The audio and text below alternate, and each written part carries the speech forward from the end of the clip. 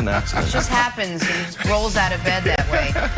Gentlemen, it is Veterans Day, and today we do give our thanks to those who serve and those who have served. And we have a fantastic show for you today. Tons of stuff to get to, and we are going to start this morning in Dallas with the Cowboys. What? Boys find themselves at a surprising 2-7 on the year. The team some had a good shot of making the Super Bowl. Instead, they got a good shot to land a top 3 draft pick. And if that's the case, could they, should they, would they consider drafting a new quarterback? Here's Jerry Jones on that very topic. Is it crazy to bring up the idea of taking a quarterback with the 3rd pick or the 2nd pick if you may have it? Yes. You asked me if it's crazy to bring the idea up, and I'm answering you, yes. We're playing games here, guys, but it's not the thing to be talking about at all. You know, Dak is our quarterback. You know, the one thing, Nick, you've been on this corner since before we even started talking about Dak's contract. The Cowboys say too much, too early, too soon. They never wait. And yet, once again, Jerry Jones comes out and says, it's Dak, and that's it. Let's move on. But, Brandon, let me start with you first. Should the Cowboys maybe be open to drafting a quarterback? Should the opportunity present itself in the draft this year? I had the same reaction that Jerry did. Absolutely not. They have their quarterback. That would be crazy. You have your guy. Nick, I had 18 quarterbacks, so maybe it's because of my experience in the NFL playing with so many quarterbacks. Some of them were good, some of them weren't really good.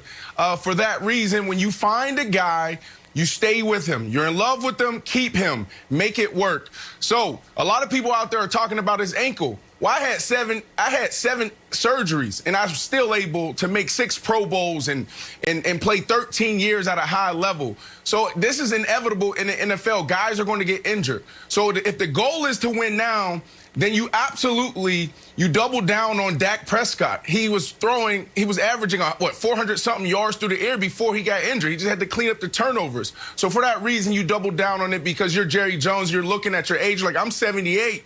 Look, I'm trying to win right now. I don't have, another, 60 years to get this done. So you got to double down on Dåk Prescott right now, Nick. So here's the problem. And this isn't about Dak's ankle, and it's not about Dak's ability. It's about the finite nature of resources in the NFL and how to best spend those resources. I would argue the Cowboys have to be open to any and all possibilities that would allow them to address their gaping hole on their team, which is their defense. And they have to look around the NFL landscape, recognize you can win at the highest levels in the NFL in this generation with a young quarterback, with a quarterback on a rookie contract. And that doesn't mean you go out of your way to move Dåk Prescott, but it does mean that if you end up with the 2nd overall pick, which they could, and Justin Fields is there, and you would have the ability of saving $40 million against the cap for the rookie contract compared to Dak's new deal, which is pending, and get, I believe, a couple first-round picks by trading Dak, you at least have to have those conversations. And Wilds, even if inside the building you have decided we don't love any of these quarterbacks aside from Trevor Lawrence, they're not going to be able to get him, there is no chance we're drafting one.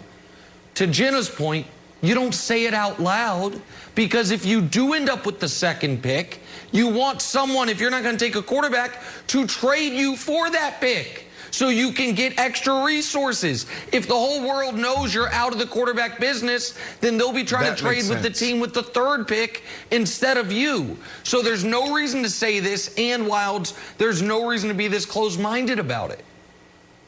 Okay, are you the same guy that lambasted the Packers for taking Jordan Love?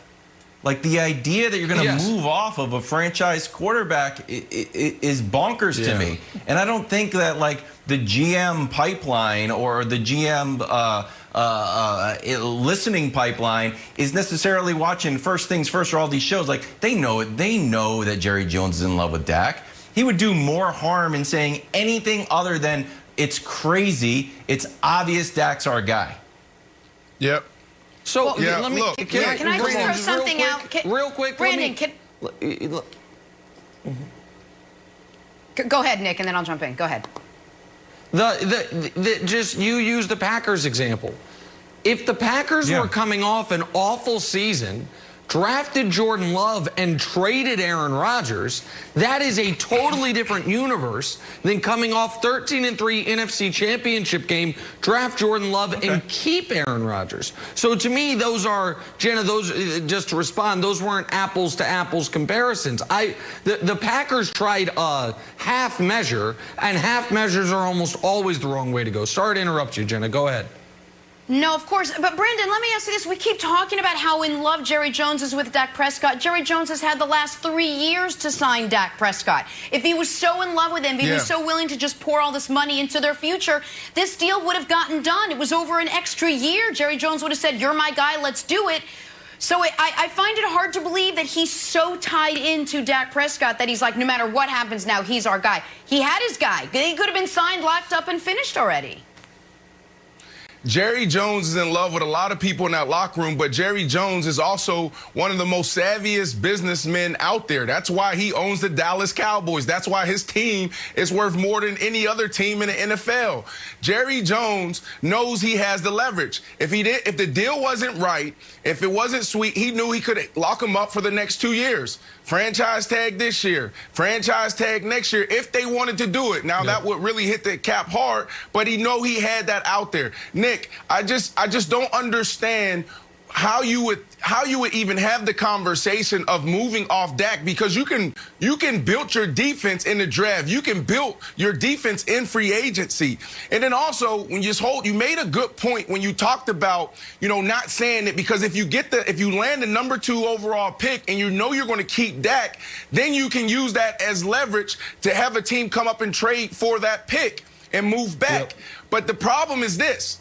If you don't answer that question correctly, Dak Prescott and his agency will be calling you asking for answers. So as an owner, as a head coach, you have to do a good job in the media when you have those type of tough questions.